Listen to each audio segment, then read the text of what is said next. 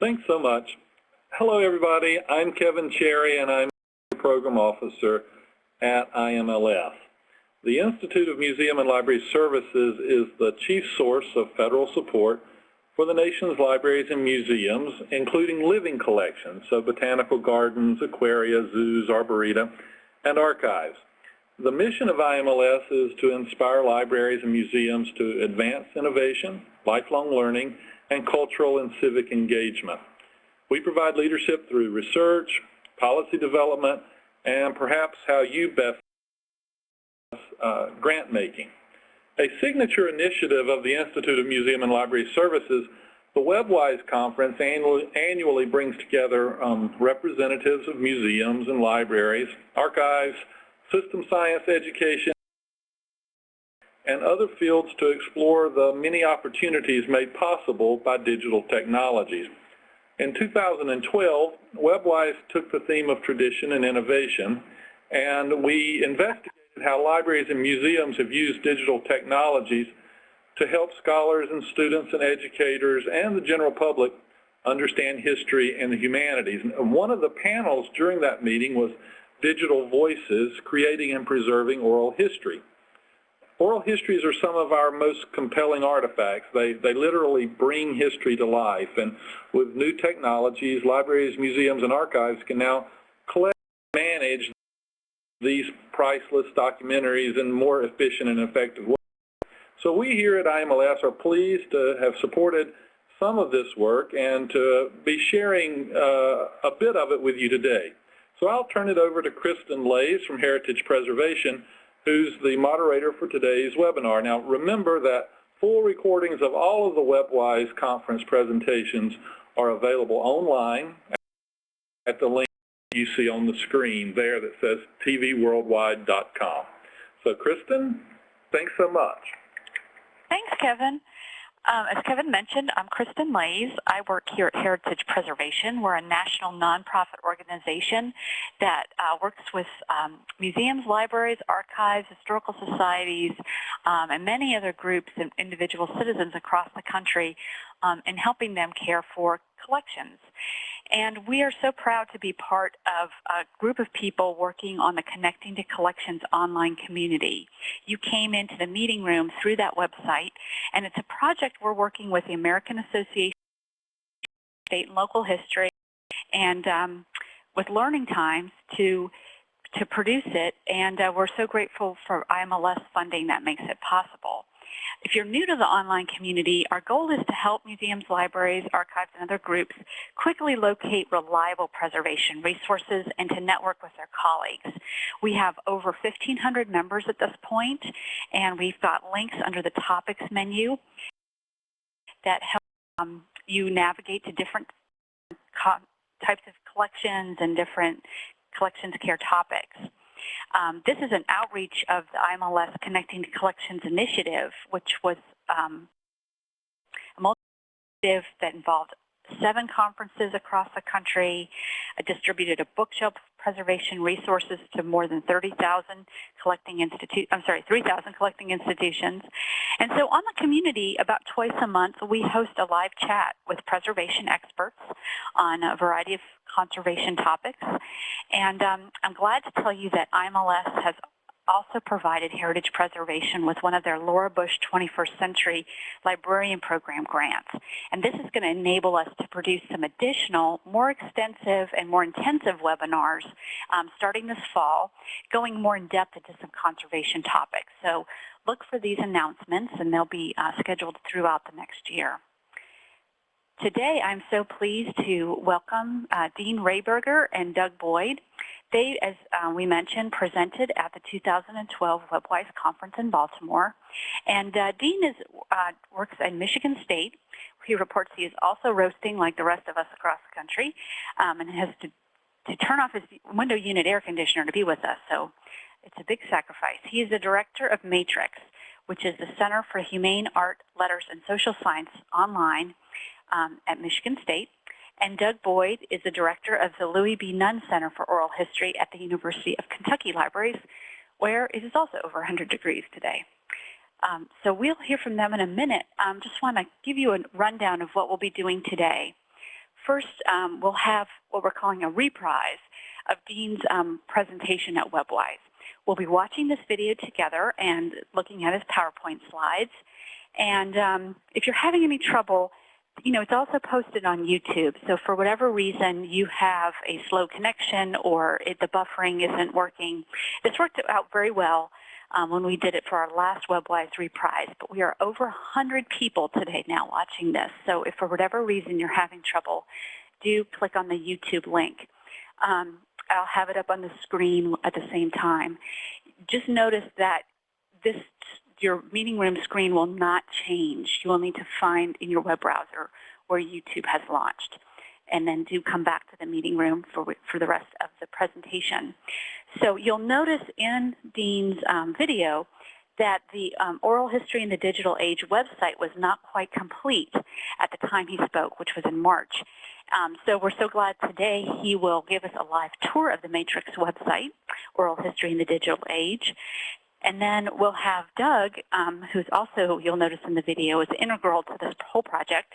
And he will give us a tour of the University of Kentucky site and explain the Oral History Metadata Synchronizer, or the OHMS system. Then we hope to have plenty of time for your questions. So just before we get started, I'd love to learn a little bit about you all today. So I'm going to pull up some poll questions to the screen. If you can click in your responses, and we have one where you'll type it in. Whoops. Let me just move this away.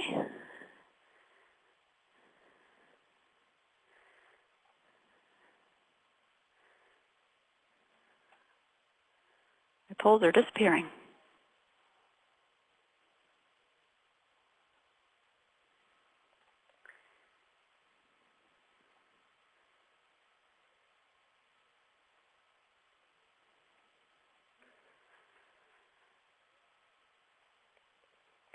So if you can just answer those questions.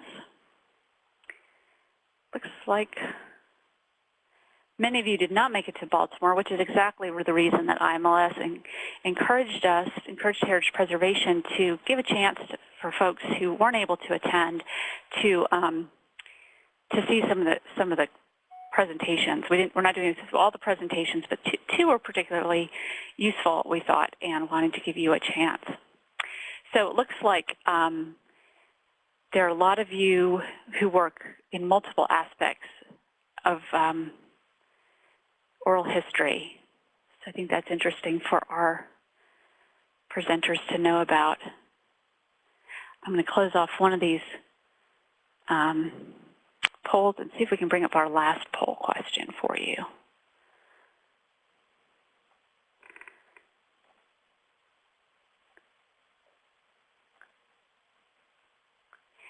And our speakers wanted to know, since a big part of their work has to do with making oral history accessible, what kind of challenges you're running into in your work. So if you want to type in the chat box, we'll just give a few minutes to this to give you all a chance to type in your answer, but just sort of give them a sense of what's going on in your institution.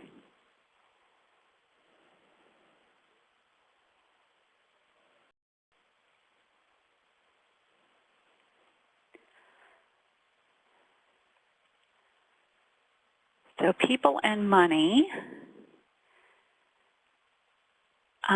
Dean or Doug, do you want to chime in? Was there something more specific than that you were interested in knowing about? Such as is it people power to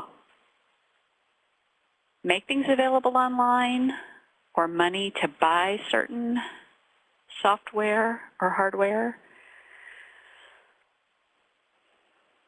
This is Doug, and it seems like it's pretty clear in terms of the consensus seems to be money. Yeah. In terms of funding, and oral history is a very expensive thing to do, so we're going to talk about that. Great.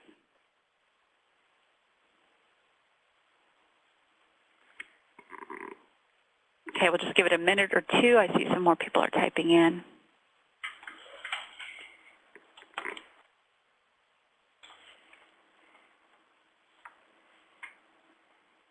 Well, if you're not familiar with these projects that you'll hear about today, I think one of the best parts is that they've done such a great job with putting all their information up online. So best practices and information will be at your fingertips, and that certainly helps with staffing and funding when you don't have to reinvent the wheel every time. So I think you're going to really appreciate what you learn about today.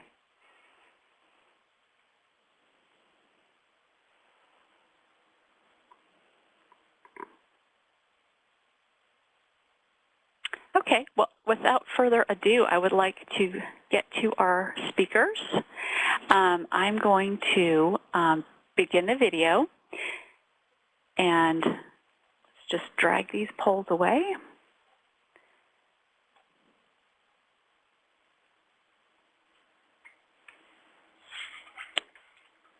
And let's fix Dean up on the screen a little bit better. Please let me know if you're having trouble seeing anything. But again, I've just put up another box to just show you what that YouTube URL is in case you do need to go off to another part in your computer to watch. But hopefully everything will stream easily. So I'm going to go ahead and play. So I think John at Learning Times will help us get the audio going. And let's listen up to the presentation. I'm going to kind of give an overview of the whole project and some of the background for it, and then Robert and Doug, who has been instrumental in developing a lot of the oral history in the digital age, are going to give specific instantiations. In other words, I give the boring part, and they have the exciting part. But anyways, before I get started, I just want to thank IMLS. It's been a wonderful 2 days. I'm always amazed when I come to WebWise the number of projects that are being done and still funded in these very difficult times, and they keep doing it. And they have a wonderful vision for the future now, too, and I really like what they're doing. With that said, let's get going. So anyways, I'm going to tell a tale in 3 parts. I'm going to tell you kind of background story on the project. I'm going to tell you some of the resources and tools we have, and then some of the findings. I'm not here. Oh. That's why I wear glasses. Oh. Oh, thanks. Is that better? Can everyone hear me now? Oh. Do you want me to start over? No. Anyways, this is our website project website. We're not officially going to be launching until May 1st, when we cut the cake and everything like that. But I want to really encourage people to go there over the next month or 2. We're going to be doing rapid development, putting lots of stuff up. And we're at the point where we would like a lot of feedback and a lot of comments. There's not much there now, but there soon will be. And we really want you to comment. We really want you to use things and tell us what doesn't work, what's not good, and what's bad. All right. Anyways, let's get into the story. I had a really simple idea. I really have more than simple ideas. The way to think about oral history in the digital age is just to bring together a lot of really good people who deal in oral history in the digital age, and people who are video experts, audio experts, librarians, archivists, oral historians, folklorists. So I'm not going to tell you all the people. You can go to the site and see them. There's like 27 people who participated in the project. We also brought together a lot of organizations that are important: the Oral History Association, the American Folklore Society, the Michigan State University Museum, the American Folklife Center at the Library of Congress, the Smithsonian Center for Folklife and Cultural Heritage, the Nunn Center for Oral History at the University of Kentucky, and of course Matrix at Michigan State University. So all I thought of is we'd bring these all together, put them in a big pot, shake them up, and see what we could come out with. We had meetings, we set up digital tools for them, we created wikis, we did everything we could just to get them talking and doing things. Now the hope, of course, was, in all good project management, that you'd have planning, you'd have milestones, and you'd get to the end, you'd have a nice product, and you'd turn it out for IMLS. And of course, what we had is the digital humanities affect, I like to call it. And that is when you get a bunch of people who are into the digital humanities collaborating, they interact, then they make adaptations, then they re-envision what they're doing, and then they collaborate again. And this, of course, drives our funders like IMLS and NEH crazy. And, you know, because we get to the end of the 3rd year and we're like, oh, this is really great. We just came up with the best idea. There's new technology out there. We got to start over. And the great thing about them is that they'll come to us and say, that's okay, settle down, just apply for another grant. We'll come to you next time. But anyways, we decided that the best way to get started, of course, wasn't to reinvent the wheel. What we wanted to find out what was going on out there. So we started out with a survey of lots of professionals around the country and oral historians and people in the field and people doing folklore. We had like a 69 question survey that we did. We also set up a wiki, and this is public. You can go to the wiki and find all these things, and that's one of the things we wanted to make kind of as part of the Digital Humanities Affect. The process is as important as what we come out at the end, because it's going to be a continual process. We actually found 369 online oral history and narrative repositories out there, and there's probably more than that, so if you find more, add to the list. We found over 145 online best practices sites that were out there that people used. Of course, it wasn't enough just to do that. What we did is we actually broke down all the sites and looked at what were they focusing on, what were they doing, and more importantly, we looked at who they were citing and who was citing them. So we had kind of a nodal network and kind of come out with there's actually just a few that are being kind of seen as the most important resources. One way to help kind of engage all these 145 sites is we created a multifaceted search, which you can use, that allowed us to search all of these best practices resource by a host of different ways, whether you're interested in interviewing, curating, processing the interviews. You can find out all the different things. You can search by one facet, or you can search by multiple facets. There is no one place that you can actually search by all facets and anything comes up. And from all this, bringing all these people together and doing all this background work, what we did is we got the people in our group to start writing essays and start writing things. Now, instead of doing 27 long essays, we decided on the micro format, which is about 2 to 5 pages. Most ended up to be about 3 to 5 pages. There's about 56 of them and counting. And what we want to do is publish them online and interlink them and tag them so people can go through them. Why did we decide on the micro format?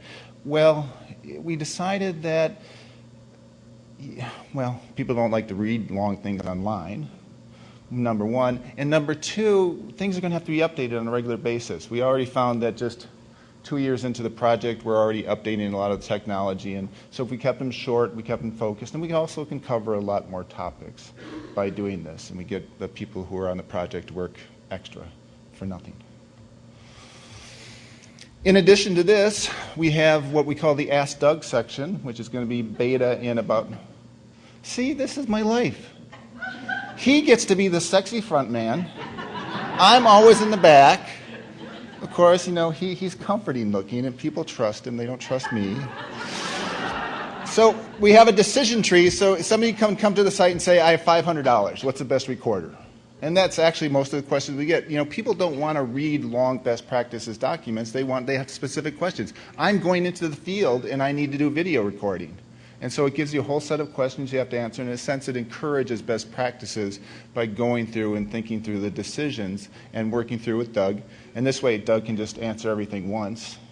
He doesn't have to keep answering them over and over again. So we'll have that up in just a few weeks in beta format for the recorders and video recorders. The other thing we did that wasn't in the grant, but it just occurred to us, well, it occurred to Doug, it was a good idea, that we're oral historians. Why don't we do oral histories of all the people participating in the project? So, and it also shows best practices. So we went, we talked to the people and did oral histories. It'll be a great resource. 10, 20 years from now, we'll be able to look back and say, here's what people were thinking at this time about the digital age. We'll kind of laugh at the antique notions and things like that. But here's an example of Doug Ord at the University of Maryland.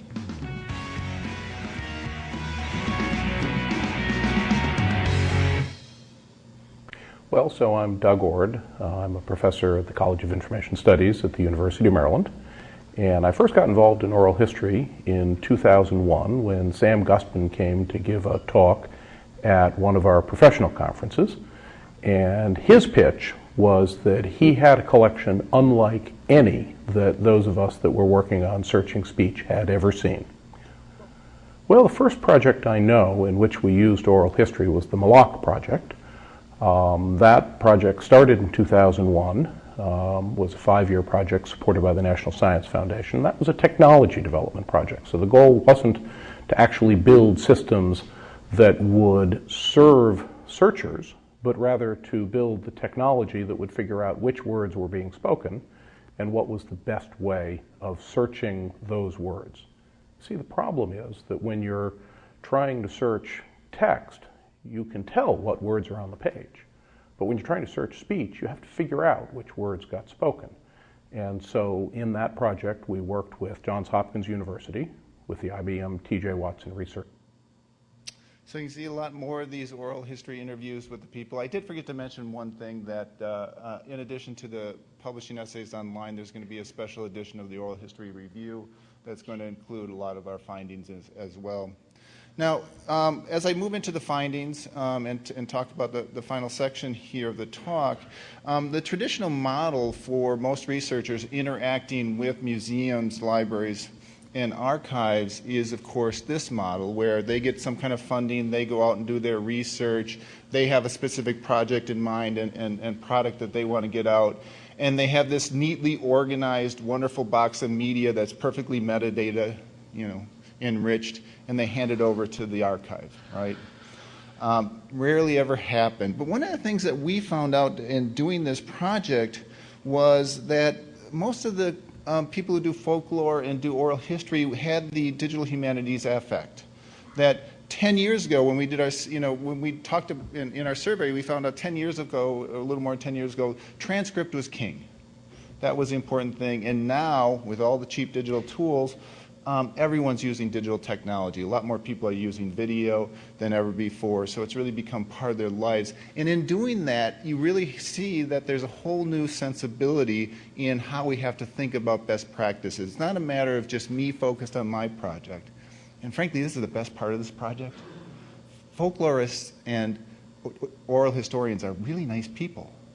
They like to talk to people, right? It's not like your average historian or English literary critic, they're grumpy people who like to sit on their own. They're really nice. So they get out there and talk, and so they really get into, working together. But it is a process of thinking not just about, when I go to collect, I have to think about how it's going to be disseminated. It's going to be put on the web. Is it going to be done for TV? I have to think about how it's going to be stored. What's a long-term storage plan for this? So it's no longer simply a linear process of getting to a product, but it's a recursive project that you have to really think about all aspects of it.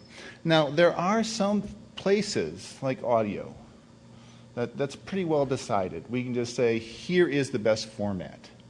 And this is from the University of Minnesota, has a great site on digital conservancy. It gives you the optimal 9624 or the recommended 4824, or finally, of course, if you're going to do it just okay, do CD quality.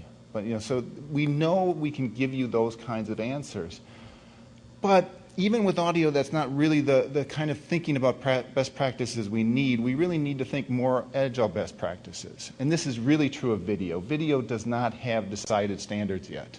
We really haven't decided what the best practice is, and there probably won't be for a long time, but there's lots of good practices now, and we can tell you in the different situations what are going to be the best practices. And that's what we really have to think about. And again, it's the interlinking of what are you going to be doing with this stuff? Is it going to be on television? Is it going to be online? Is it going to be mobile? How is it going to be kept in terms of storage? How will the videos be distributed? Those are the kind of questions you have to answer to get to the best practices for this. We also have to have number instruments. Here's just one instrument real quickly. It's a great information sheet that the Nunn Center uses to collect what we call metadata. So you can kind of trick the oral historian, encourage the oral historian into doing good practices, and we have lots of other instruments like this. We also have to get them to think more about B-roll and the ephemera and collecting those things, because that's what makes a good exhibit. That's what makes a rich online repository. Here, we have the interviews with quilters, and we have documentaries, photos, even a poem that was collected at the time, but that all needs metadata as well. Bad news. Luckily, I only have 2 minutes left, so I can't have too much bad news. Bad news is that, of course, copyright is not a settled issue. A lot of oral historians say, I got my permission, I know how to go out and do this in the field. Well, we have really good legal help, and they say, you know, you really have to rethink those. That's pre-digital thinking. You know, it used to be that you could do an oral history project with students and it would just turn into a nice essay. Now it can suddenly be on YouTube, millions of people viewing it, and that's just a whole different environment.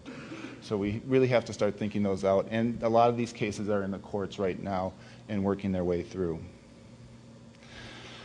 So finally, you know, how is this all going to happen? Well, there has to be pressure, there has to be encouragement, and that's really happening with funders like IMLS, looking towards best practices, places like the Nunn Center or StoryCorps saying, if you want to participate with us, you're going to have to think about all of these things. And that's happening a good deal. The other place, of course, is education. As I said, there's lots of great educational resources out there, not only our site, but like the Oral History Association and Baylor and Vermont, many, many good sites out there where you can get good information. And we just need to make that more usable and more user-friendly for people. So, with that said, I'll turn it over to the sexier side of our project. If you want to get a hold of me, here's my email address, or you can tweet to me at Dean Ray. Please follow along as our project goes along, and don't hesitate to be critical of anything we're doing. And don't hesitate to ask Doug lots of questions. All right?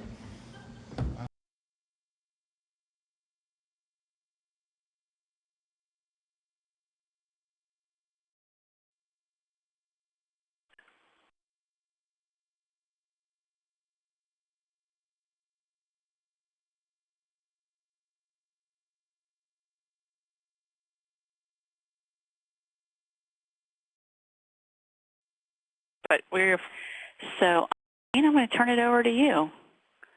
Okay. Let's see. Is it up? It's getting there. It's getting there. Hi, everyone. Thanks for being here. I just want to tell you that in real life, when I do talk, my lips do not match what comes out of my mouth, ever. But anyway, to get started. The website you see before you, is it up yet? Yes, it is. Thanks. The website you see before you is what we've been laboring. And like all good digital humanities projects, of course, we pushed back the launch date till just after the 4th of July. I know I said it was going to be. We gave our writers an absolute deadline in April so that we could be launching in May. And of course, like all good writers, some of them didn't turn in their stuff until last week. And some of them, with our fault, changing and doing things different. And in the end, what we did is we produced about twice as much as we actually started out thinking that we were going to produce. And this has led to a different problem that we've been kind of working on as well, that as we kind of originally the site, and then we thought of all the materials that we've been developing, plus all the different kinds of audiences. You know, we could have anything from somebody who's just beginning a history project to people who work in museums, people who work in libraries, curate and work with the materials that, you know, lots of different needs, lots of different users. So we're really excited about this webinar because it really gives us a chance to ask you to help us. What we'd like you to do is to visit the site in the next few days or so and then some feedback.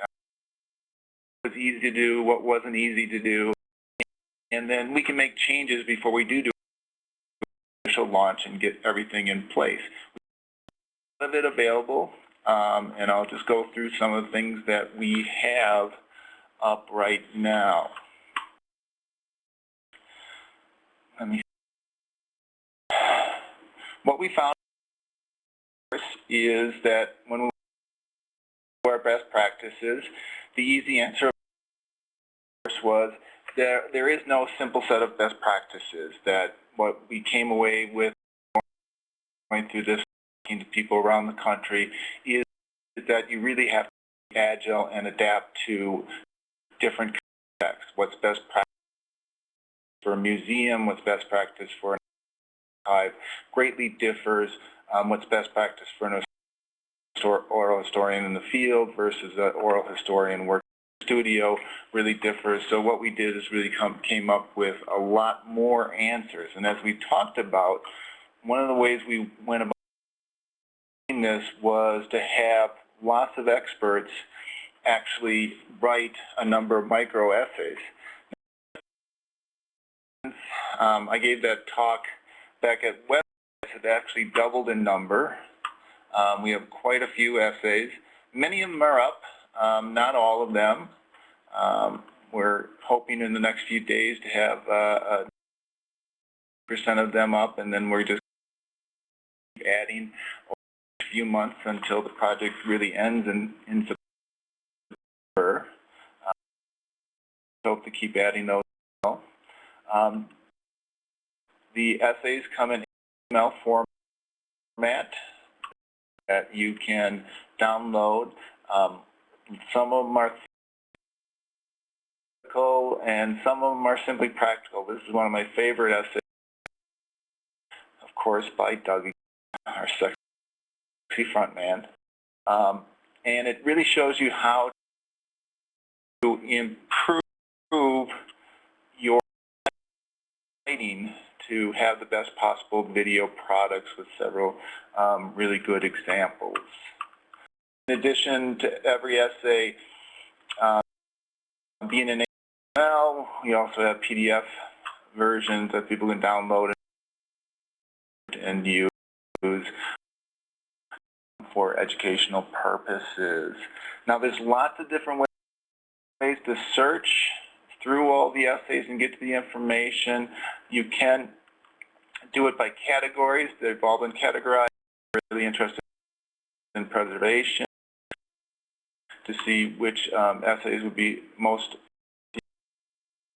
just really interested more in the technical aspects of oral history. You can do that.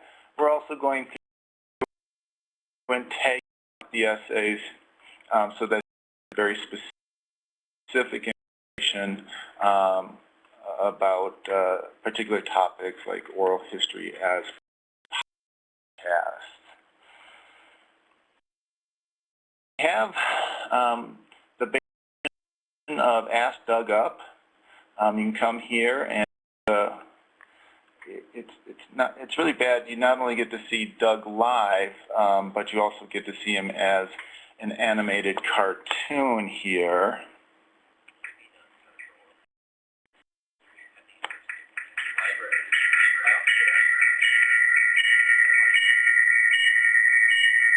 Oh, great. So you can go to Ask Doug. And as I said, what we're really trying to do is not only to help people out by finding what would be the best possible recorder in any situation, but we found out over the years and working with scholars that if you ask the right kind of questions, you can actually give you good metadata. If you ask the right kind of questions, you can actually get them better practices. What Doug here actually has is a number of different questions that you have to be thoughtful about as you start thinking about what is going to be the best recorder for me. And once you've made all your selections, then you can simply go to the bottom and do a search and come back with the different kinds of results of different recorders. And what Doug has done is simply gone in and done a review of the different kind of recorders that he likes for this. But it makes his life a lot simpler because this does tend to be one of the questions that we get most often is what kind of equipment. We're actually going to do one for video recorders and one for microphones as well. Be up soon. One of the things that we're most proud of that you saw a little bit of in the presentation was the oral histories that we're doing. We have a number of them up now and a number more. They're really well done.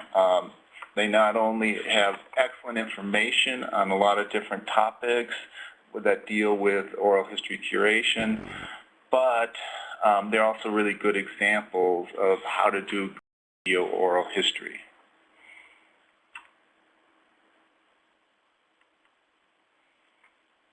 And I think we have about 7 of them up, and several more are going to be coming over the next month or so as we get those edited.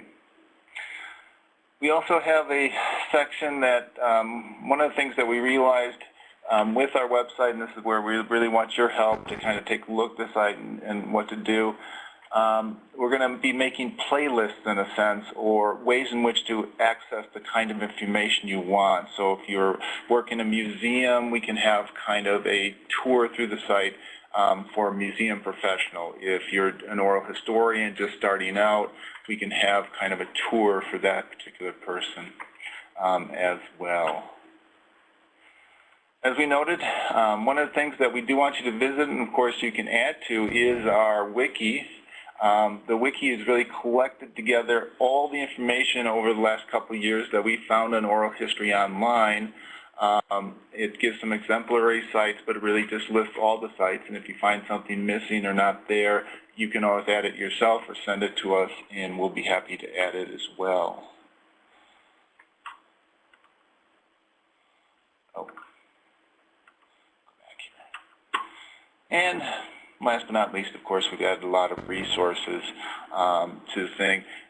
The Wiki has the most resources. We just have some featured ones on this site. Most of the stuff on this site is just the stuff that was developed for this particular project.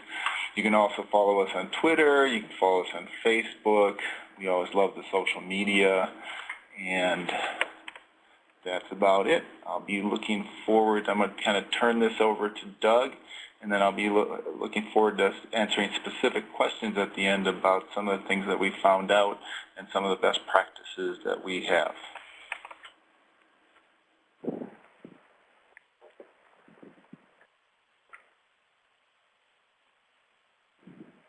Okay, Dean, so if you want to just hit, stop sharing at the top. Okay. Then Doug can go for it. Okay, and so we'll shift gears a little bit. Can you all hear me? Yeah? Sounds great. Okay, so we're going to shift gears and talk about one aspect of oral history in the digital age, not an upper case, which is the grant project, but lowercase oral history in the digital age, which is an initiative that we created over here at the Nunn Center. We began it several years ago creating something that we called OHMs. I'm going to share my screen here, so asking. And let me know if my screen is shared because I can't see. Yep, you're on. Excellent. Okay. So we created OHM as a direct response to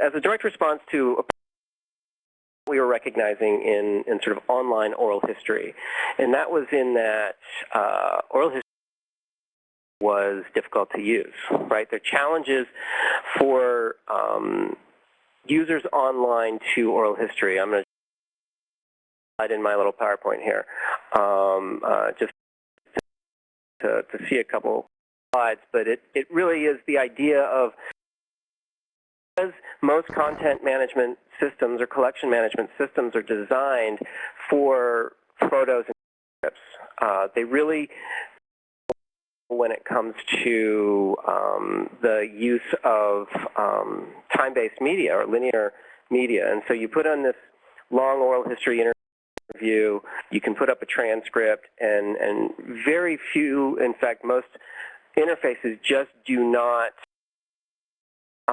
connect typically a search result, textual search result, with a moment in the audio or the video. So we really tried to focus on that. The first version that we created in OHMs was transcript based, and so what it did was, I'm going to just sort of do an early example of OHMs here with a clip with Martin Luther King, an interview conducted by Robert Penn in 1964. So essentially, what you had with OHMs here is the transcript on the side here. You have the ability to integrate your search transcript,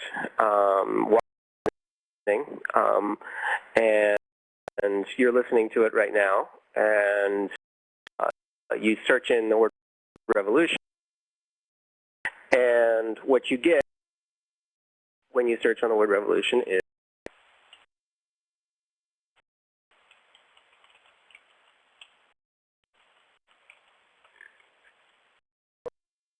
when the last 2 years trying to grab on. So you get the idea that it's going to get feedback in there, but the idea that you're able to choose social revolution, and it takes you to the 17th minute here, where you're able to get to just the revolution you want to get to. The transcript, we ended up putting about 700 interviews on the Kentucky Digital Library using this transcript technology. And essentially the way back end was, you know, a little bit like a video game, where you actually go in here and listen to you, and as you're listening to you, it takes you to the 10 seconds before the minute, and you find the corresponding moment in that, and as soon as the minute, a bell rings, and you click, and you've just embedded time code. It takes you to the next minute, and you're able to find the transcript, and when the bell rings, you embed the second minute marker there. And you really can mark up a transcript in a matter of minutes and prepare it for which we started off showing you with the King transcript.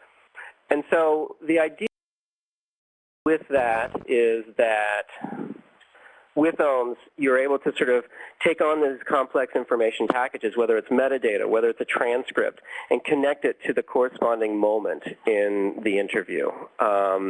And so we had about 700 or 800 interviews up there, and felt pretty good about ourselves.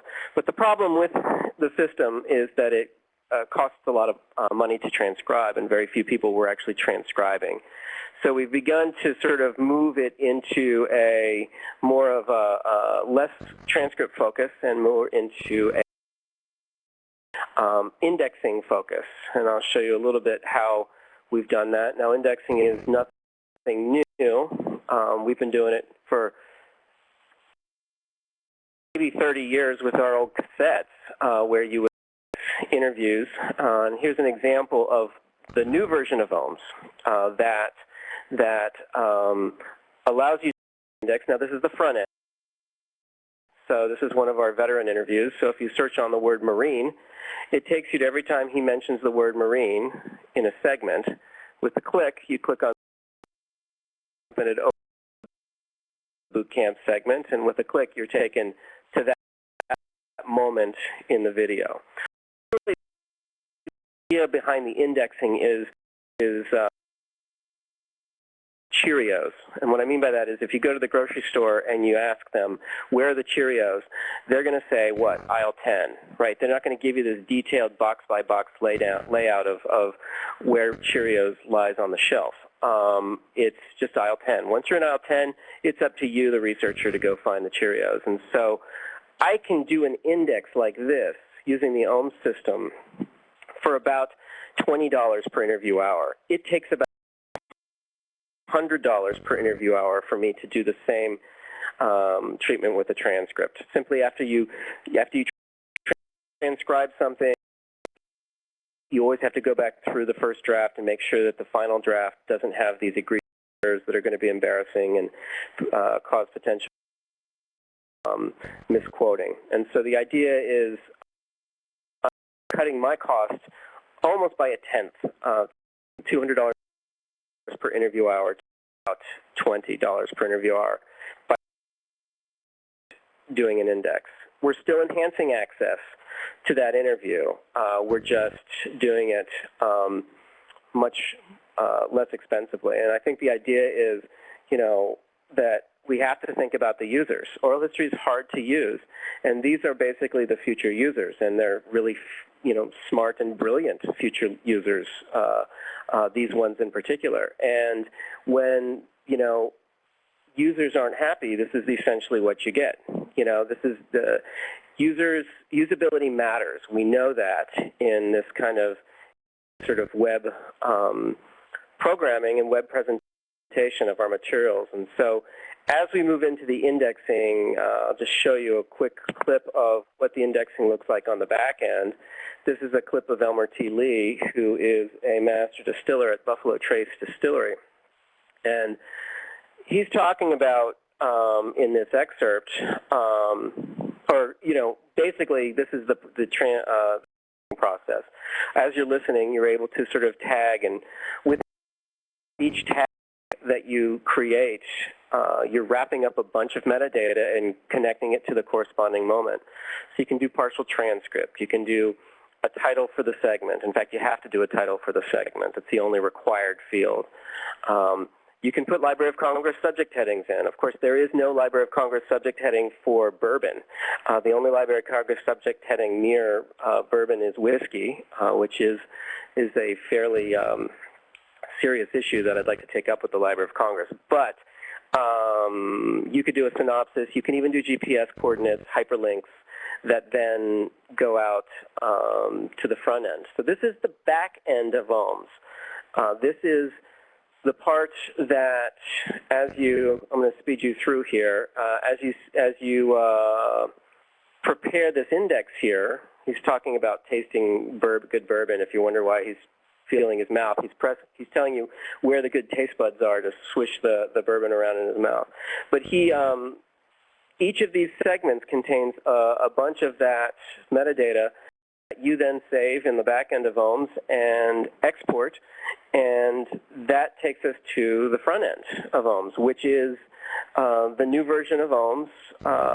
Really is going to hook up to the viewer to your content management system. The idea wasn't you wouldn't be lured out of your repository in order to take advantage of this technology.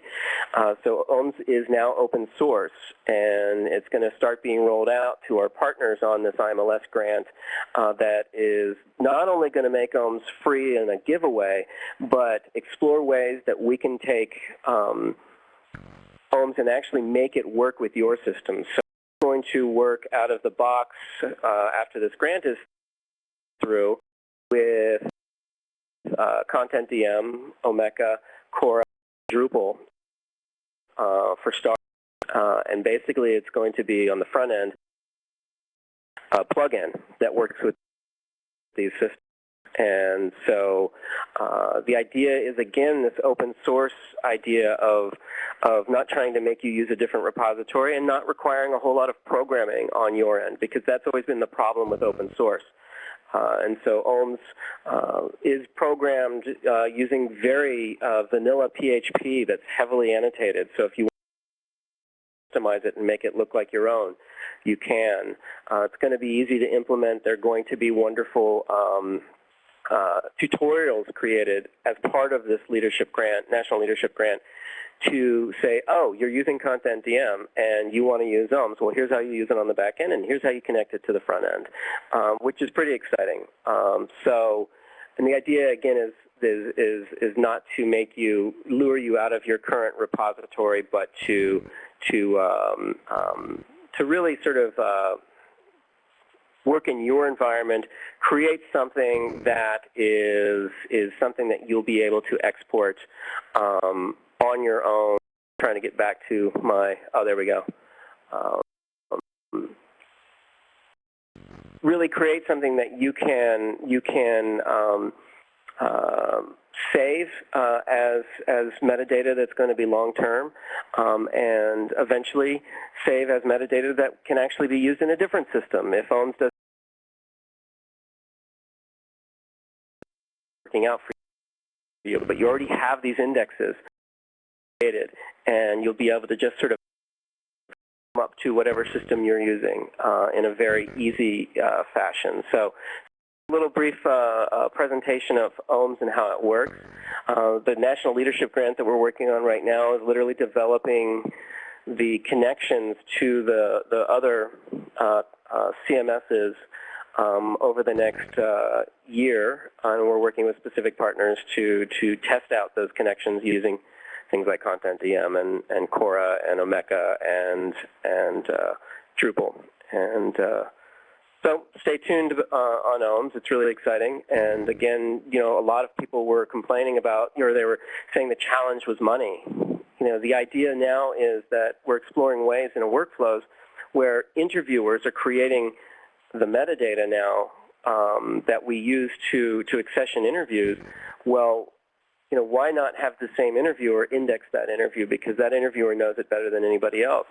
So creating a workflow where the interviewer turns the interview over to the archive, the interview goes up into OHMS, and the interviewer can then log on at Starbucks and index their interview if they'd like, while sipping on a latte. So I am very excited that we can actually put an interview online within hours of conducting the interview if we were so motivated to do that, as opposed to the weeks, months, and what it to be is years and decades for fundraising to raise the kind of money to transcribe an oral history collection. We have interviews with, you know, over 500 interviews with veterans, World War II veterans who, you know, those interviews aren't online because we've been waiting for all this time to transcribe for fundraising, or fundraising to transcribe. Now we're working to get these up online. We're able to put online 10 interviews for the cost of one. So anyway, very excited about it, and I'm happy to talk more about it through questions. But I wanted to sort of stop at this point and ask and open the floor, I think, is the next thing. Kristen, is that? Yeah, thanks so much. And so, yeah, if you have a question on something you've heard before, heard them referenced before, just type it into the chat box. And I've snagged a few out of there to start us off. And we can always, if you want to go back to the website, reference the websites again, Dean or Doug, just holler at me and we can share your screen again.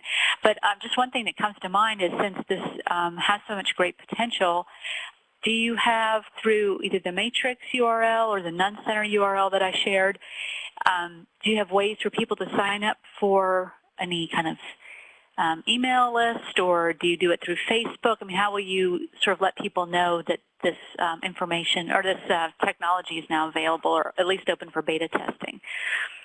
Essentially, right now, we're working with specific partners, so it's not quite open for beta testing at this point.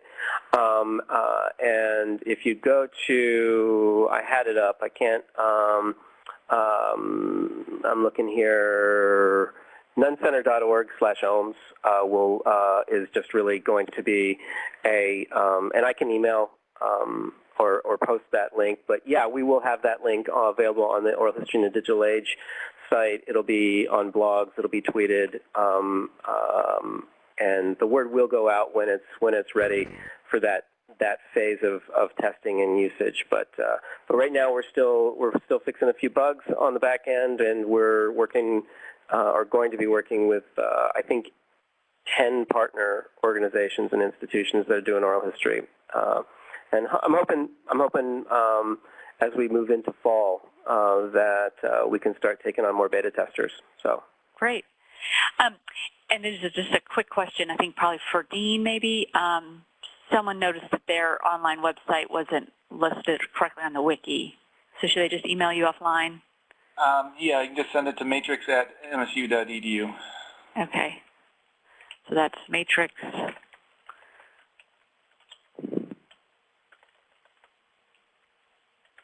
I'll put that in the URL in the chat box. And then someone wanted to know, is it possible to create playlists or to annotate with the new OHMS portal? Well, on the website, people can actually create playlists. They can subscribe to the site, create their own playlist, and send it to us. And then we're going to vet things for publication, but that's more than possible. Yes. Okay. Was that an OHTA question or was that an OHMS question? You can answer it as well. Yeah. Well, I was just going to say, in OHMS, is it possible to use or create playlists? At this point, OHMS was really originally designed as sort of repository or not a repository, but a tool to enhance access to an entire interview.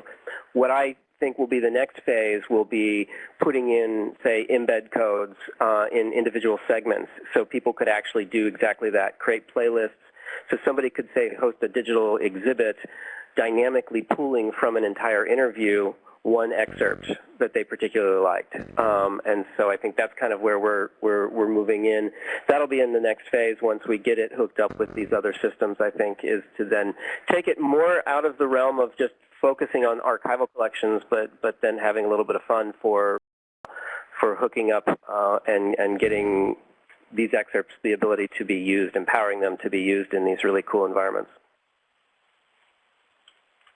Thank you. I wondered if either one of you could speak to Karen Brewster's question about ADA requirements for equal access to the need for transcripts and for audio. Well, we're actually going to have full transcripts of the materials that appear on Oral History in the Digital Age project, but that is, a major problem for institutions. One of the unique things that we have on our site that, I thought I was talking forever because first there was a video of me, then I was talking, but I realized I kind of cut things short. One of the things that's really exciting about our Oral History in the Digital Age project is we specifically had someone on the project, Brad Rakerd, who is an audiologist and works with people with hearing impairment. And he actually wrote several essays for the website that talks about precisely these issues. Great. So people should just check the site out for that article.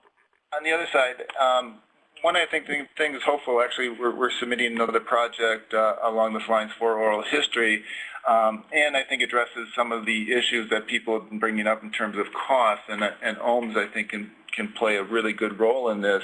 I think the future is to have, crowdsourcing, to have people, actually, as Doug said, you don't have to be part of the organization to do the transcribing. So, if we can get people out there to actually participate and do the transcribing for us, we'll be able to make more oral history collections available. Karen, as somebody who manages a major oral history collection, I've got about 8,500 interviews, and I see a bunch of people on this list who have 8,000 interviews, 9,000 interviews in their collections. And her question is really, in some ways, the difficult thing with oral history is that it isn't truly ADA compliant until it's written. But the money that it would take to take an 8,000 interview collection and transcribe it is astonishing, in the millions, to transcribe those. And so I struggle with that. I am committed. We originally designed OHMS to be a tool for transcribed interviews, and so I'm absolutely committed to continuing to put emphasis on that. But the reality of it is we just can't provide access to these interviews through text. For as a blanket policy, because we just simply can't afford it. So as instead of waiting for that, at least we're providing sort of one level of enhanced access by indexing the segments in those as opposed to transcribing. And somebody did ask that, will OHMS, the viewer, and it does on the back end, and my programmer wasn't able to get me a clip to show you, but it actually does allow you to index an interview, have that index up for years, and then, hey, guess what? We just raised money for this collection. We're going to transcribe it, and we add a transcript in, and you can toggle back and forth between the two elements. So you'd be able to look at an index first, which is wonderful, because then you get the idea of getting an overview of what is this interview about before you dive into a full keyword search of the transcript. So you will be able to use both. And we are actually experimenting with a collection that we have with interviews in Haiti with victims of or survivors of the 2010 earthquake. They're in Haitian Creole. We're actually indexing and doing a bilingual index, which is going to be pretty cool to actually have the ability to cross language barriers with the system. So. And then this is, again, where we can think about the digital age kind of bringing together the oral historian and the curator. One of the things we'd like to do with OHMS is also make it a personal media organizer, so that oral historians could use it for their own collections, and then they would be able to index, they would be able to do transcripts, so that when they actually turn over their collections, they're already a much richer and easier collection for museums or libraries or archives to actually do something with them. Great. It is interesting. Karen just asked another question about the level of indexing, but I mean, I think on the chat, and I think it is interesting as we move in, OHMS exports very straightforward XML, very straightforward, even a CSV if you wanted to export it, so that it really, the idea of being really committed for the metadata that you create, an indexed interview, being completely compatible with whatever collection management tool you're using or whatever content management system you're using is really important to us. And so I think the idea of the level of indexing that you do in OHMS is really up to you. We wanted to create the sort of vehicle, but you could go in and just create titles, which would essentially just create a table of contents. You could do that within minutes. And that is one level of enhancing access to an interview. But if you go in and sort of do the deep description where you're going to go in and create titles, you're going to do a partial transcript, you're going to write lengthy synopses and 15 keywords to describe these segments, that will take usually, we've gone through, and our estimates are about 3 hours per every interview hour to do that. But the idea of it being a flexible tool is really important. So that people can adapt it to their own specifications. So some of the programs that you're seeing on the screen in these questions, like Past Perfect, Content DM, is it Musarc? Yeah, it's Content DM right now is part of the original grant, as well as Cora, Omeka, and Content DM, and Drupal. But the idea is Past Perfect really should have been on that first list, I think, because I'd really like to reach especially folks who are in the museum world and using oral history. And so I think we'd be open to looking at a Past Perfect partner right now, but really just, the idea would be up to the Past Perfect people too, if they're willing to contribute a sort of test install of that or development installation of that. But we're really open to other ideas, but I think we had to start somewhere with the grant. And so we've got these first 5 picked out, going to focus on those initially. And then at that point, I think it's really exciting, because I think there's a lot of opportunities there. Great. And did we address all of Misha Griffith's question about the transcribing and indexing functions being available? They both transcribed and untranscribed? Yeah, they both will be available in the same interview. You can go back and forth. Okay, great. And then what about Steph's question? Would you take into consideration the possibility to cut fragments and link them to citations and digital publications? Yeah, and I think that was the idea of taking those same index points and giving folks the ability to either embed them into, say, a website on their end, or create a citation to just that segment, or a hyperlink just directly to that one segment. Again, that's going to be, I think, part of phase 2 in development of it. But that's that's exactly where I'm thinking we're going to go with it. The more we can automate, I think, the better, because we have a very small staff, we've got a very small budget. So I think about what other people would want, I think, out of a system like this, and that's what I would want. So. Right. Mary asked a good question about the ADA, if it's federally funded archive, does it need to be ADA compliant? Right now, the rulings tend to be that you need to make your best effort, but they realize that there isn't the funding to do a lot of these things and still make it available. For educational resources that are used in the classroom, they have to be, but not necessarily for archives online. And then what about Mary Beth's question about, will OMS be able to be usable with a screen reader for the visually impaired? That's a great question, and we're going to sort of move into that as we sort of, at the moment, the Kentucky Digital Library, in some ways, it's really not about OMS as much as I think it's about the system that you're using, you know. So OMS, the viewer, is very straightforward and should be no problem in terms of taking, go ahead. It writes, the PHP writes the HTML, so a screen reader would be able to handle reading what's produced. It would or would not? It would. Yeah, so, good. Okay. Did you all see Beth Jacoby's question? Is there a matrix of different server tools and media streaming practices? I guess that would be back on the Oral History in the Digital Age website? That was an essay that was not commissioned, but we were hoping to get, and it didn't come in. And so some of the other essays inside of them actually do deal with that issue, but I would love that too. And so I'll probably just crank out that as a quick 2 to 3 page thing in terms of, but it would be great to have something that people are able to sort of share their tool, because a lot of us are using different tools for media streaming options of oral history, and so yeah, I think that's something that really should be added to the essays, I think. I'm supposed to write that essay, and I will. Was that you? Sorry. That's good. Yes. There is going to be an essay on all the different possible tools that can be used, and specifically those that OMS is going to work in a plug-in environment.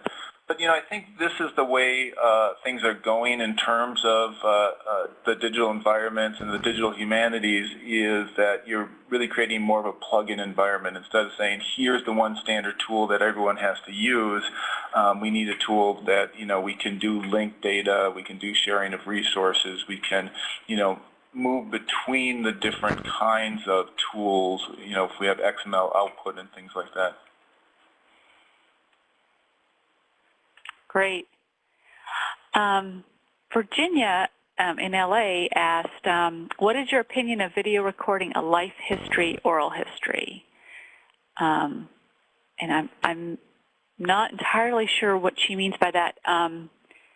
Well, I actually wrote an essay about this that was just basically audio or video, you know, on the OHDA site. So audio or video is the title, you know, because in some ways that's what I ask people, you know, in the beginning of I'm going to start a project. What are some of the decisions that you have to make?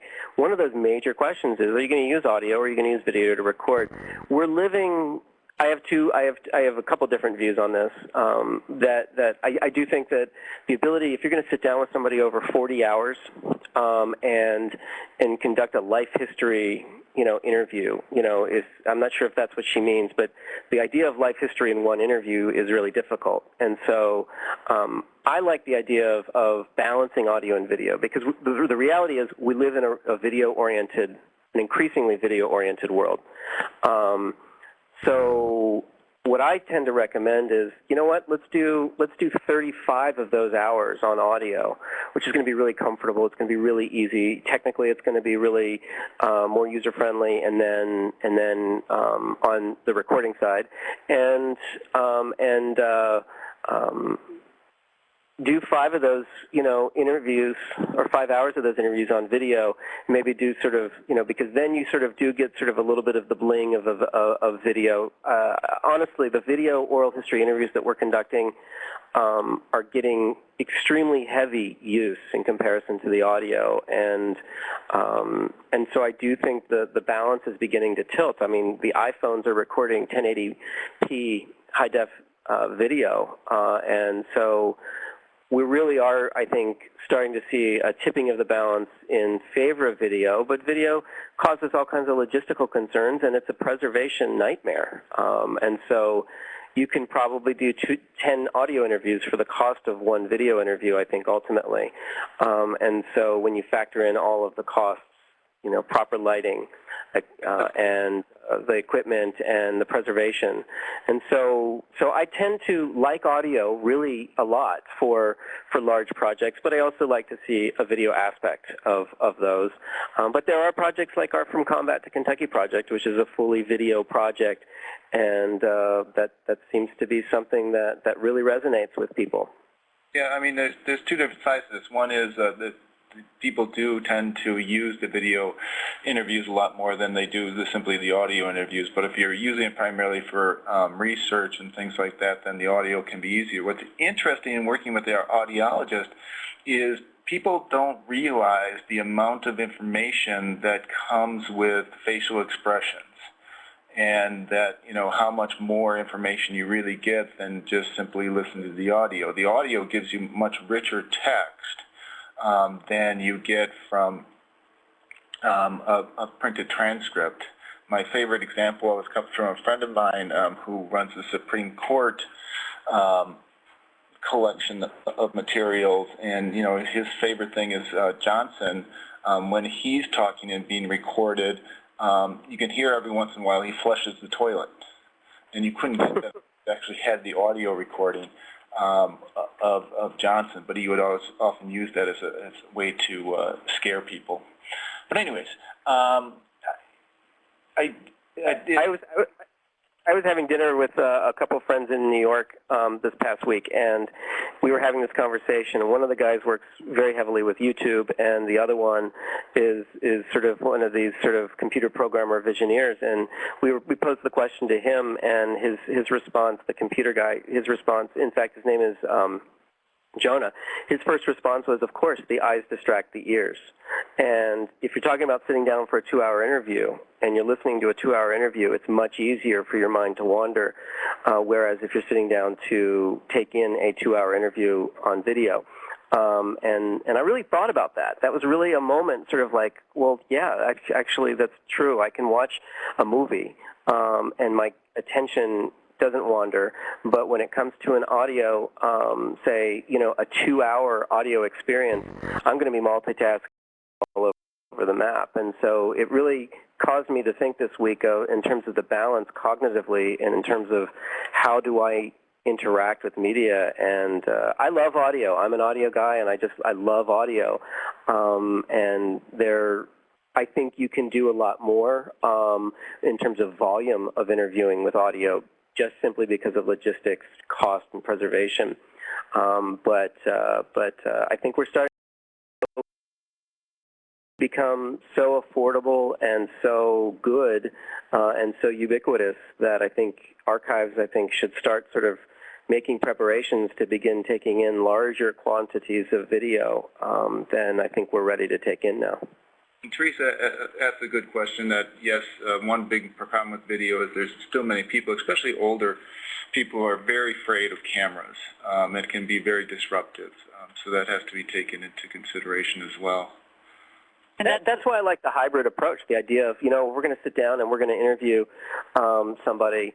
The first interview or the first 3 interviews, be nice, comfortable audio interviews. And if you really get a sense that this is something that, we could put on video, then, and of course it all depends on what your outcome is. And that's one question that we ask in the OHDA project in 75% of the essays. It's just like knowing, why are you doing this project? Are you doing this project for something that might have a visual component someday? Understanding that, yes, well, that might be the case. Well, then maybe I should make a different decision. But no, I'm actually doing this just for archival purposes. Now, that's, whatever you turn into the archive is going to be in the future reused by somebody, we hope. But, I think at this point you have to make a decision as to what you use. And I hate coming in, having not sat with somebody and having any kind of rapport with them, turning on a light kit, sitting them in a chair, hooking them up to the machine, and starting the video experience. I think that it's harder to develop a rapport with them in that setting. And so I always like that video interview to be the second interview or a follow-up. Yeah, I mean, one thing that we found that was really interesting along those same lines, thinking of ADA, it used to be back about 6 or 7 years ago, it used to be really popular to run audio alongside of a running transcript. We found out that, one finding is that's a really bad thing. And it's not very useful because people actually read at a different speed than they listen, so it's not really a helpful thing. But having the transcript available and not running alongside of the audio can be very useful.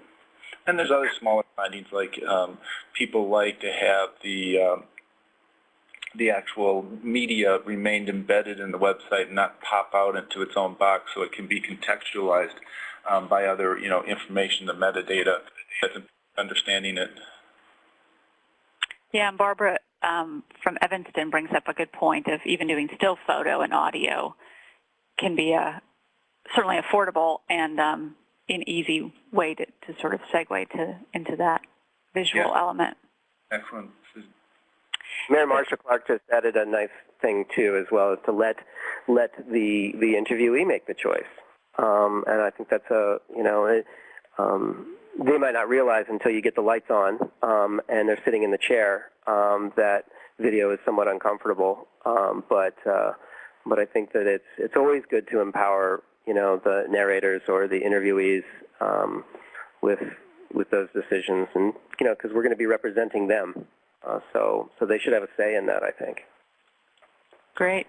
And what about Steph's question about what is your feedback on how people are using oral histories? Did you pull on any research that has been done about what preferences people have for access and interface, or is there things you've learned through just your network that you've created on this project?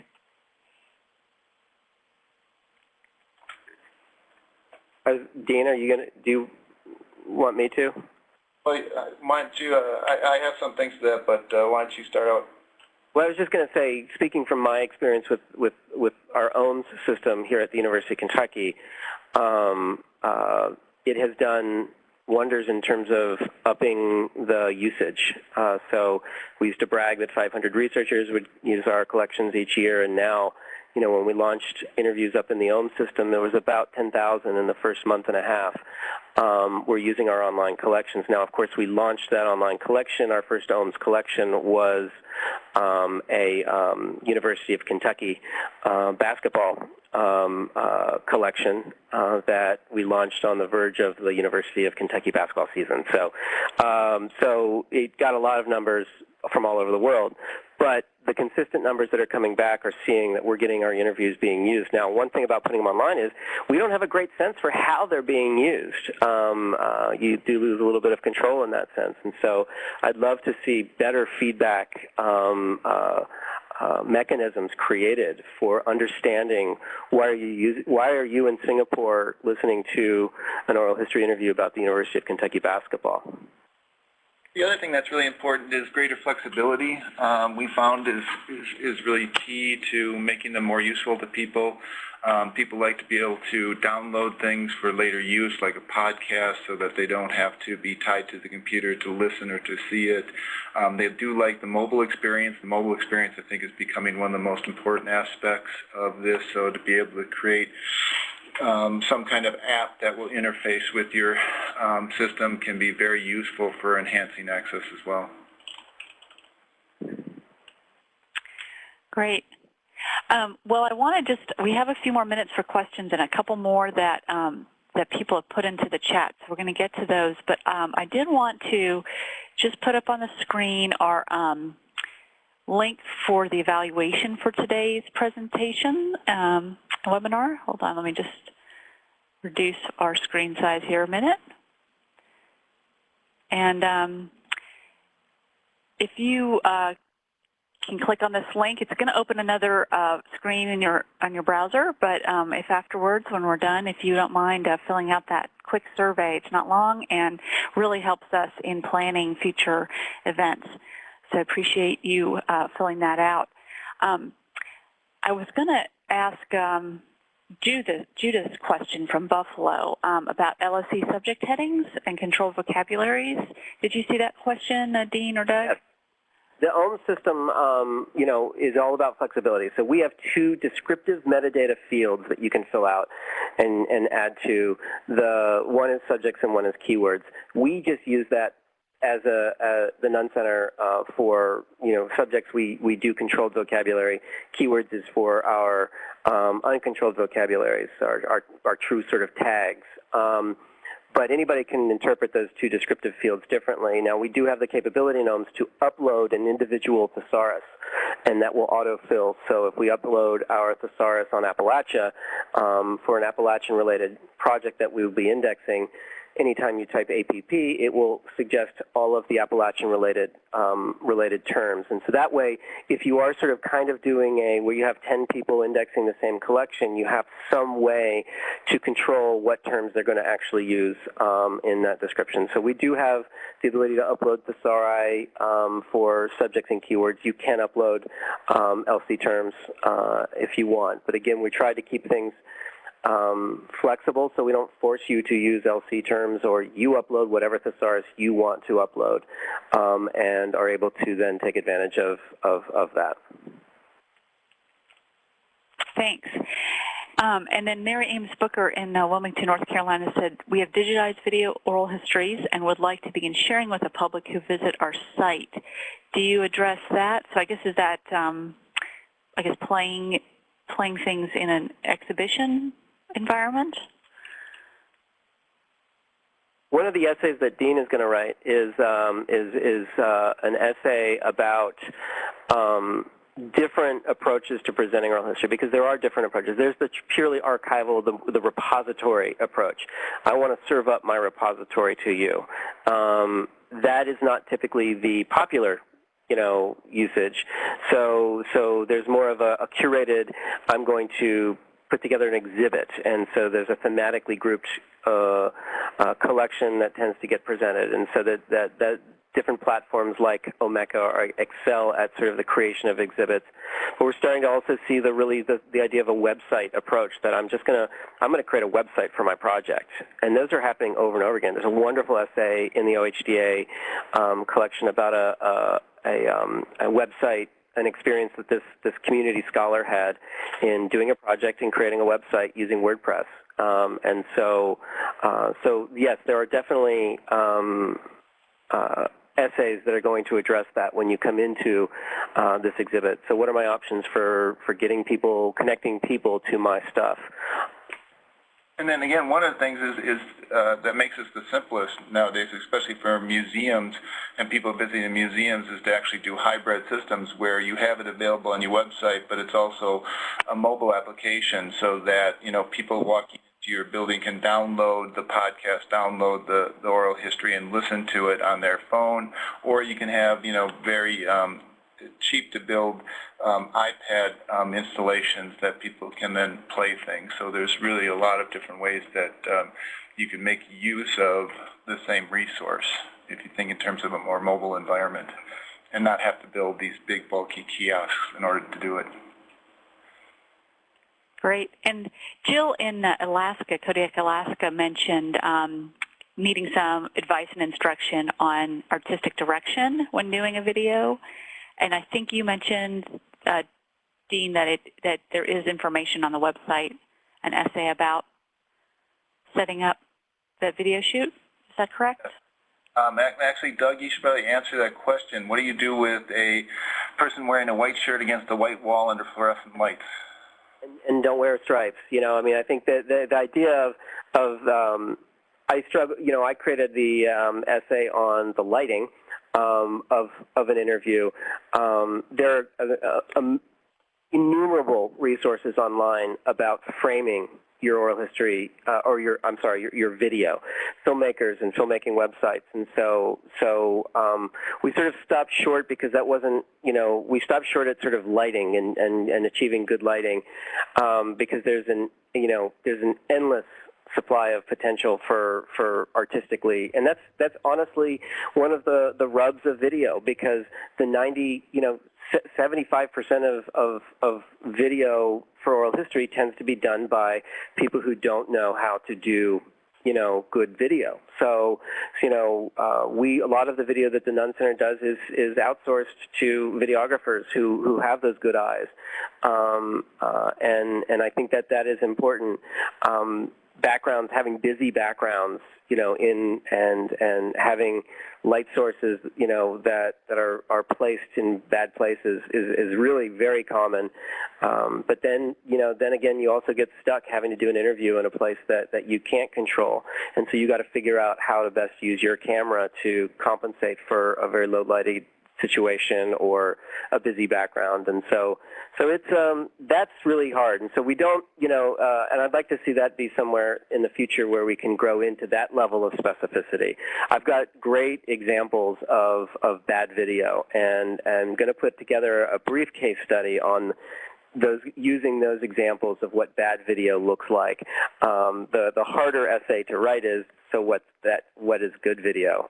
Because you don't really know that until you see it. And so there are some basic rules in videography that are pretty clear, and so we should probably put those up there. But we have a lot of basic rules. One of the things that we really kind of focused on, and I think it began the whole talk today, is we're not really talking about, you know, high-end video where you get videographers to come in, you know, because they know their business. We really try to address when you don't have a lot of funds and you want to do the best possible job you can under those conditions, and that's really the kind of audience we're addressing.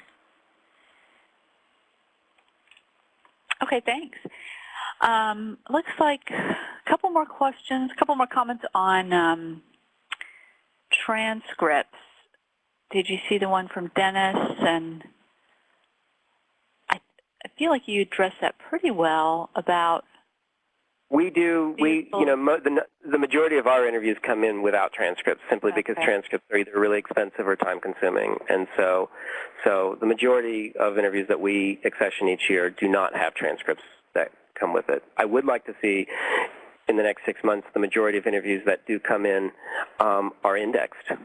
So that the indexer or the interviewer or project director is indexing those interviews when they come into the archive. But the expectation of having them transcribed is, and that, you know, the expectation again of transcribing, having the crowd source the transcripts is really difficult, because transcription is very difficult to do and get it correct. And it's also very subjective.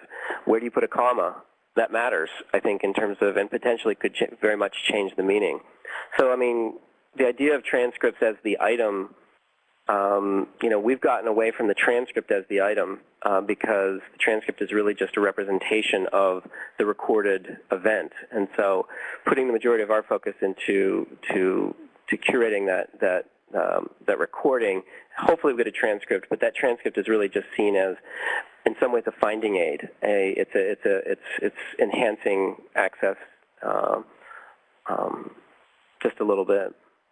One thing I'd like to say before we go here, and it's really important, I appreciate all the people who came to listen to us today, but I really do ask that favor that you visit the site and then you give you know, your criticisms, but also there's still several months of the project left, and there's a number of things that we can still address. So if there's specific issues that you would like us to address, specific essays or you know, pieces that would be helpful to you, don't be afraid to suggest them to us.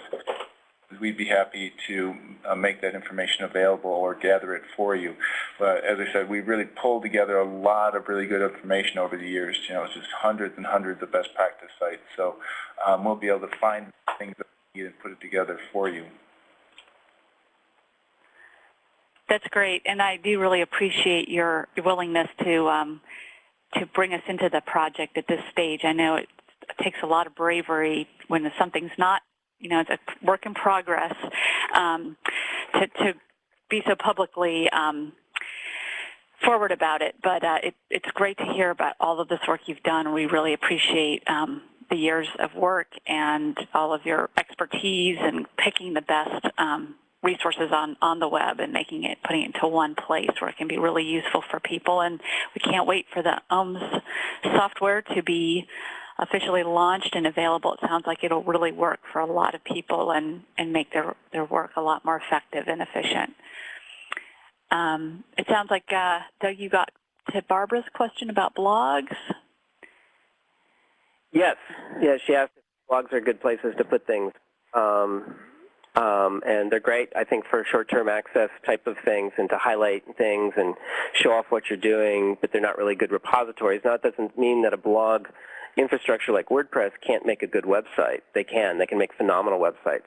And so I think the idea of I think it's really strong to think about the role of exhibits, blogs, repositories, that I think really pushing people to have a sort of more long-term focus. That typically a website that somebody creates is not a long-term preservation solution. It's a short-term access option. At some point, WordPress is going to be upgraded to a new version, and you're going to have to, continually curate that website. And so the idea of a website typically is really more just sort of an access point. So I like to see any kind of exhibit, any kind of blog, any kind of web-based tool working in conjunction with a repository. That model of you can always get back to the raw archival thing, that oral history interview. But beyond that, the digital possibilities for disseminating your stuff are just endless. Now e-publications, just podcasts, video. People who, we're doing wonderful things with annotating video on YouTube. There's a wonderful tool called Popcorn that brings together in video an amazing sort of creating contextual links from within a video. So if somebody's talking about bourbon, it's going to connect you to, resources about bourbon. Now, it's not going to give you the bourbon, but it's going to connect you to resources about bourbon as that person is experiencing the video. And Popcorn is really exciting in terms of those kind of possibilities. But those tools aren't necessarily, we have to remember and just kind of remind ourselves that there is this archival underpinning that needs to be covered. We need to make sure that these interviews are being curated. Digital preservation is really complex. Any of you who are doing it know it is a really complex process. We cover a lot of it in the OHDA article. It's sort of not the sexy side of oral history, but it is the important side because we want to make sure that these things can be played in 15 years, let alone 50 years. And so it takes this active, engaged curation process to do that. So I'd like to have, as we explore all these exciting possibilities, just a little underlying reminder that this needs to be properly curated. Doug, I just have to answer Mary Beth's question about if you put audio online and allow people to play, can you protect it from being copied? And the absolute answer is no. Yeah, it is no. And Mary Beth, that's really interesting because I think that I've got a theory on this, and that is that in some ways, the archive, putting that full interview online, sure, you can download it, and students can then clip a piece out of it. And you know what? Actually, Photoshop for audio, you can actually patch pieces of an audio interview together and make that person sound like they said something that they didn't say. But what I love about an oral history archive putting that interview online is that we're putting out the sanctioned version. So we're creating a version that we have not edited, and that will always be a reference point for anybody else who does make a copy and use it for some other purpose. And so there is kind of a cool sort of thing about the idea of, okay, well, somebody might be nervous about having their interview go online, but in some ways, having their interview go online in its entirety serves then as this sort of protective device, I think, a reference point for what was actually said in that interview as people start to slice and dice and take these moments and begin to separate them out from the original context. That's bound to happen. There's nothing stopping that. But I think the idea of always having that full version up there that can serve as a comparison baseline is really cool. And I guess one last question from Larry. What about making personal histories of members of like organizations a perk or even a requirement for membership? You know, and I guess it kind of gets the question of this is an endless source of material, and how you make decisions about collecting oral histories. The more interviews, the better. I mean, you know, I think the next comment was that making requirements might backfire, and that's true. Different people share their stories differently, and so I think that's really an important thing. I think the more interviews, the better. And you know, if you think you should interview somebody, don't wait, because no sooner than you wait, then you're going to be finding yourself realizing it's too late. So I think as many interviews as we can conduct, better, and as many times as you can partner with an archive to connect to that archive to properly curate that interview, the better as well. Great. Well, I want to thank you for your time today, everyone, and for joining us, and really want to thank our speakers, Dean Rayberger and Doug Boyd, for their time and bravery coming up to tell us about a project that's in process and is coming, and we will help promote this when you're ready. If you'd like to come back and do another webinar, we would love to do that. It seems like it had a lot of interest from the field, and a lot of people will be excited to use your information and your resources. So thank you again. I want everyone to stay cool this summer, but if you are available on July 17th to Tuesday, we will be having another live chat in this meeting room, and it's going to be on wireless data loggers for environmental monitoring. Again, it's free, no registration required. Just arrive at 1 o'clock Eastern that day on Tuesday, July 17th, and we'd be delighted to have you. And Kevin's put his email up on the chat, and you're welcome to put notes in the evaluation about other topics that would be useful in your work. So thanks again for everyone joining us today.